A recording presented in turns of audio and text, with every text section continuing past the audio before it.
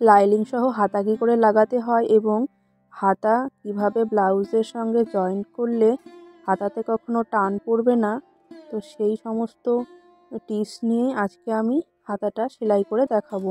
নমস্কার বন্ধুরা, ফ্যাশন হাউসে আরেকটি নতুন ভিডিওতে আপনাদের সকলকে স্বাগত জানাই। আজ যে ব্লাউজটির আমি হাতা লাগিয়ে দেখাবো, এই ব্লাউজটির সম্পূর্ণ কাটিং ভিডিও এবং সেলাইয়ের ভিডিওটা অলরেডি আমার চ্যানেলে আপলোড করা আছে। আপনারা অবশ্যই গিয়ে দেখে নেবেন এবং ডেসক্রিপশনে আমি এই দুটো ভিডিও লিংক দিয়ে দেব।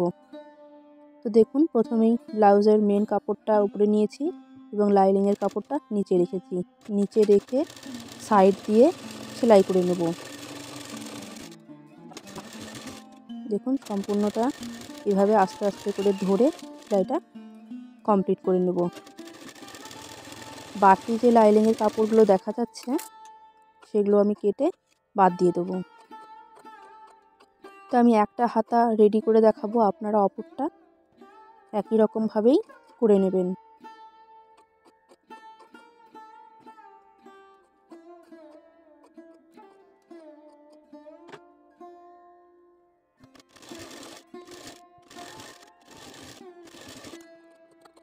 দেখুন, অপর হাতাটিও আমি লাইনিংয়ের সঙ্গে অ্যাটাচ করে নিয়েছি। এই দেখুন, দুটো হাতাই কমপ্লিট হয়ে গেছে। তা আপনারা যারা কাটিং ভিডিওটা দেখছেন তারা জানেন যে ব্লাউজের কাপড়টির সঙ্গে একটা পাড় ছিল। আমি বলেছিলাম এই পাড়টা অর্ধেক করে ব্লাউজের হাতায় লাগিয়ে দেব। যে পাড়টি দেখতে পাচ্ছেন এটাই সেই পাড়টি ছিল। এখন এই পাড়টি ব্লাউজের হাতার সঙ্গে সেলাই করব। তো দেখুন, ব্লাউজের যে পাড়ের কাপড়টা সেটা নিচে সোজা করে রাখলাম, এইভাবে উল্টো করে উপরের দিকে দেব। সোজা করে রাখলাম নিচে এবং ব্লাউজের হাতার কাপড়টিও উপরে সোজা করে রাখলাম। রেখে এবার দেখুন, 1/2 ইঞ্চি করে নিচ থেকে দুটো কাপড়ই সমান করে ধরে নেব। ধরে নিয়ে সম্পূর্ণটা সেলাই করে নিচ্ছি। এইভাবে সেলাই করে নিয়ে এবার এইভাবে সামনের দিকে এনে উপরে রেখে এই যে এইখান থেকে একটা চাপ সেলাই দিয়ে দেবো। চাপ সেলাইটা দিলে কি হবে, ফিনিশিংটা সুন্দর হবে আর কাপড়টা ঠিকঠাকভাবে এক জায়গায় থেকে যাবে। এই দেখুন, নিচে চাপ সেলাইটা দেওয়া হয়ে গেল। এখন এইভাবে উপরে একটুখানি ভাঁজ করে এই পাড়ের কাপড়টা হাতার কাপড়ের সঙ্গে জয়েন্ট করে দেবো। তো এই সেলাইটা করার সময় ছোট ছোট যে মেশিনের সেলাইটা হয় এই সেলাইটা দিয়ে করার চেষ্টা করবেন, এতে দেখতে বেশি সুন্দর লাগবে। এই দিকটা একটুখানি ভাঁজ করে সেলাইটা করে নিচ্ছি।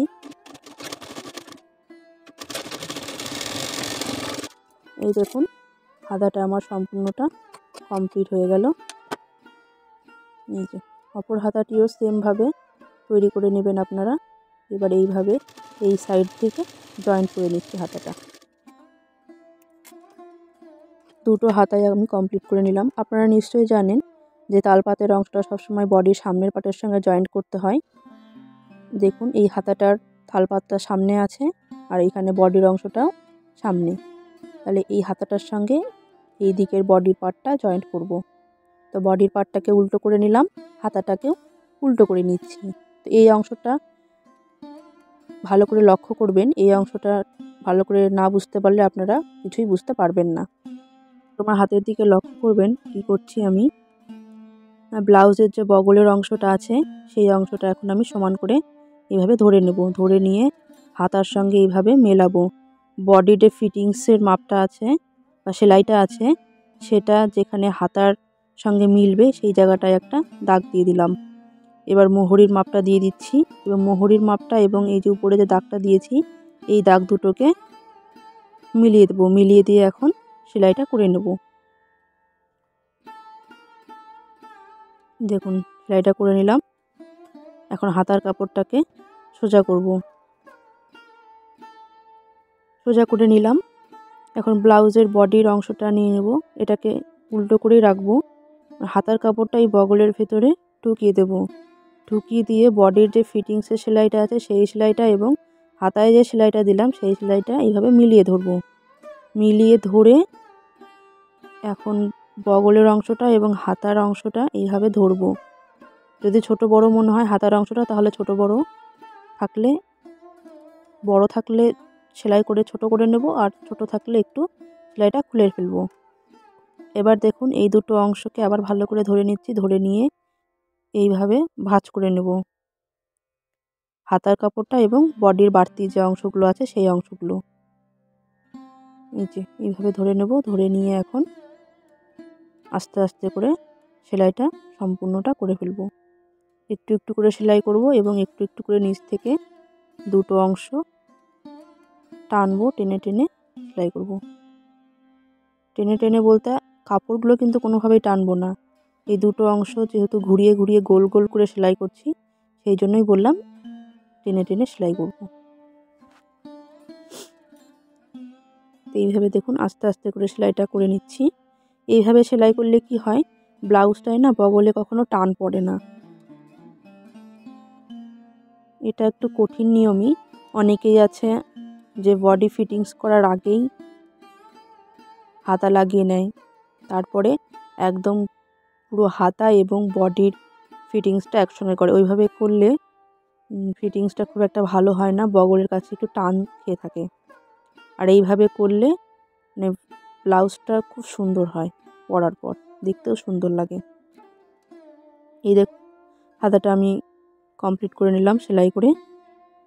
আর অবশ্যই আপনারা ডবল সেলাই দেবেন। দেখুন ফিটিংসের সেলাইটা এবং হাতার সেলাইটা মানে সমান হয়েছে। এই দেখুন কতটা সুন্দর হয়েছে, কোনো দিকেই কুঁচকে নেই। অপর হাতাটিও সেমভাবে সেলাই করে নেব।